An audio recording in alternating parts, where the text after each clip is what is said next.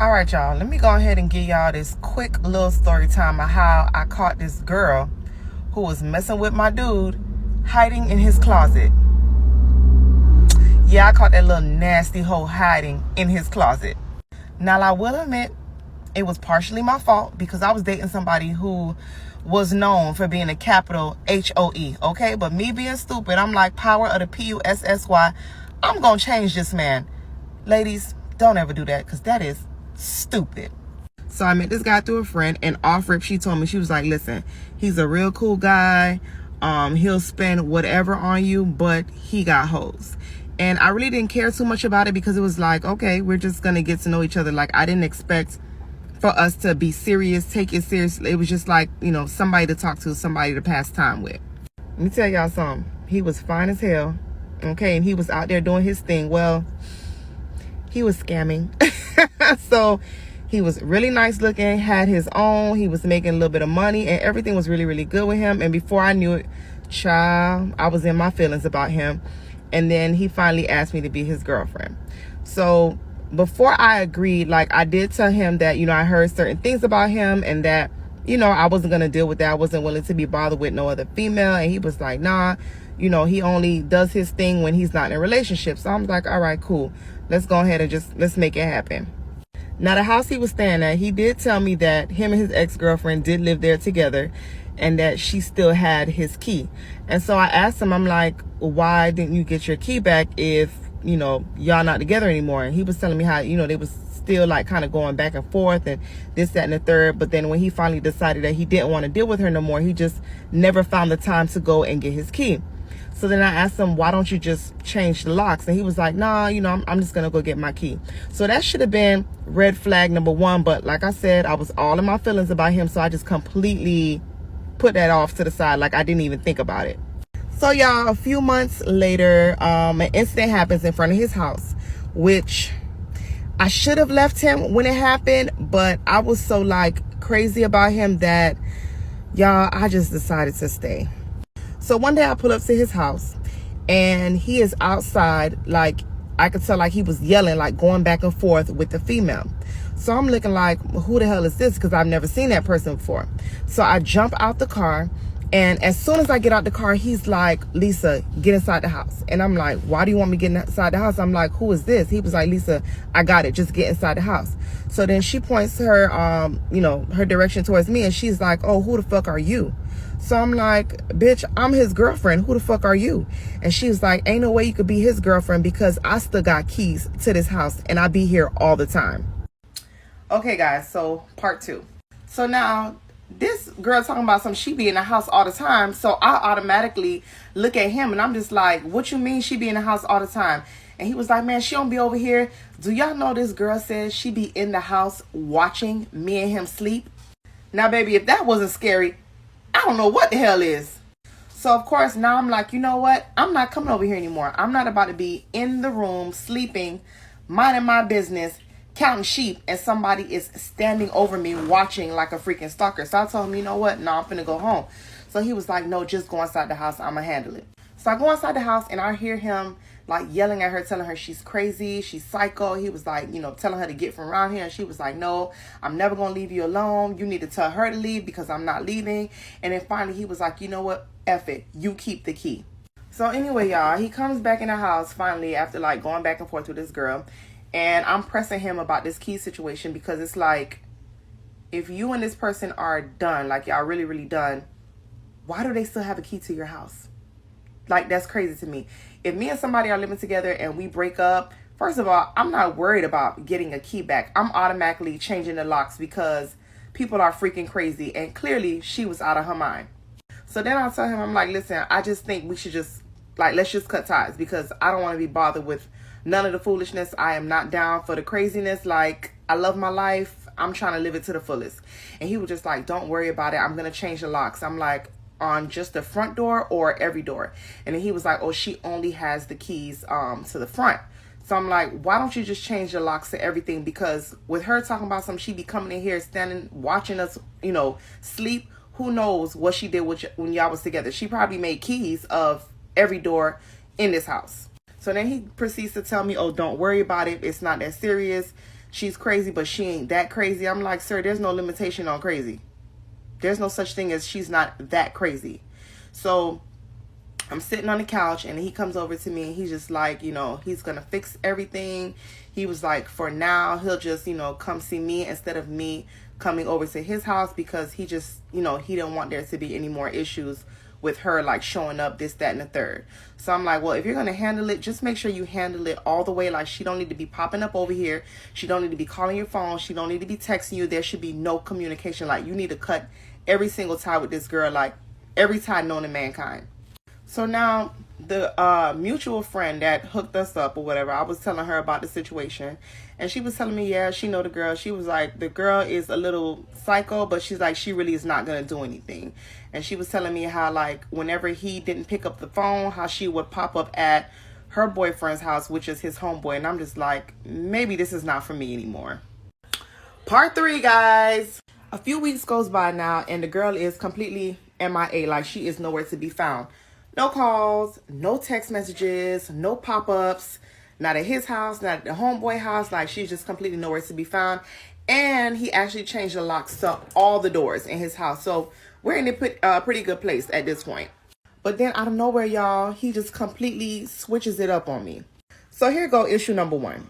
I'm at his house one day, and his phone rings and he didn't pick it up, which was very, very, very weird to me, because he always, when I say always, that boy always pick up his phone, usually on the first ring, because it wasn't only just like his personal phone. That's where he did all his scamming. Okay, so all his business, all his transactions, everything he did on that phone. So he didn't pick it up, and I kind of looked at him funny, but then I was just like, you know what, whatever. Then out of nowhere, like, I hear another phone ringing, and I'm just like, okay, where is this coming from? Like, where is this phone coming from? So the phone is ringing. Obviously, he didn't pick it up. Then again, this mysterious phone that came out of nowhere starts to ring. He jets off to the room, and I hear him say, I'm gonna call you back. And then I guess, I don't know what the person said on the other end. He was like, yo, I said I'm gonna call you back. So then he comes back out, and I'm just like, okay, since when do you have 2 phones? And he was like, oh, I always had 2 phones. I don't know why you tripping. Like, he was being super, super defensive for no reason. I'm just trying to figure out where the second phone came from, because I never knew anything about it. I didn't have the numbers to the phone. Like, what's up? So then he tries to convince me that that phone was strictly for business. And that the only people who had that number were the people that, you know, he had dealings with, or whatever the case may be. So I'm like, okay, if that is, you know, supposedly your business phone, why didn't you go ahead and just complete your transaction? Like, why did you hang up so quickly, telling the person on the other line that you finna call him back? So then he was like, oh, I'm asking too many questions, that, you know, I just need to chill. And I'm just like, no, I'm not gonna chill. Like, that's really funny to me. Like, you got some explaining to do. So then this man tells me that if I'm going to keep tripping and keep bothering him about this phone, that I pretty much can just go home. So I was like, okay, no problem. I got my stuff and I went home. Now, after that happened, y'all, it was like thing after thing after thing. Like, everything really just started going downhill really, really fast. So issue number 2, y'all. Now, every once in a while, he would like sell things to people. You know, they would come over, he would go outside, give them their package, they give him the money, and he's right back inside, maybe all of 2 to 3 minutes. But then I started noticing that he would be outside for longer and longer periods of time. So one time I said, you know what, let me be nosy, because he started being outside with these people like 30 and 45 minutes. So he goes outside one night to, you know, do his little transaction, and I happened to look, and y'all, it was a whole female in the car. Let me go ahead and give y'all part 4. So I noticed it was a female that he was outside with. So I said to myself, let me take my happy self outside and sit on the front porch and act like I'm finna smoke. So I go outside, and he must have noticed me immediately, because he jumped out the car and he was like, all right. And the person pulled off.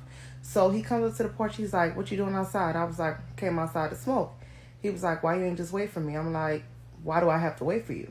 So I could automatically tell like something was just completely off. Now, I didn't press the issue, but I did tell him that whatever people do in the dark always comes out in the light.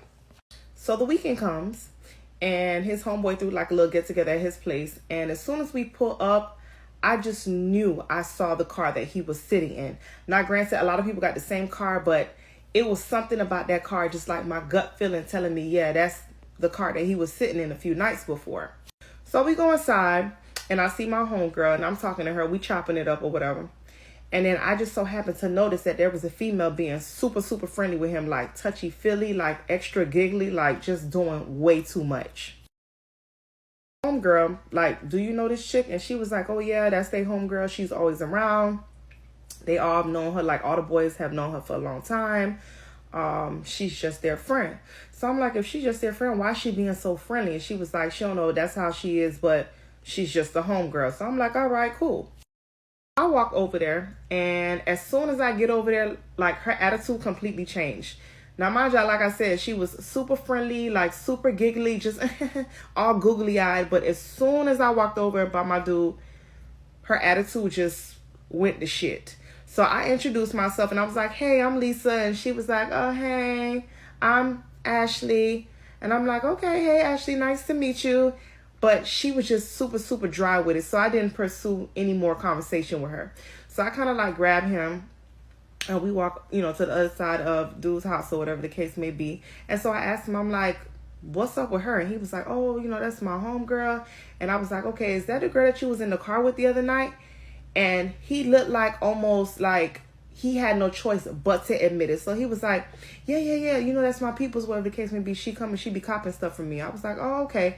And then I didn't say anything else about it.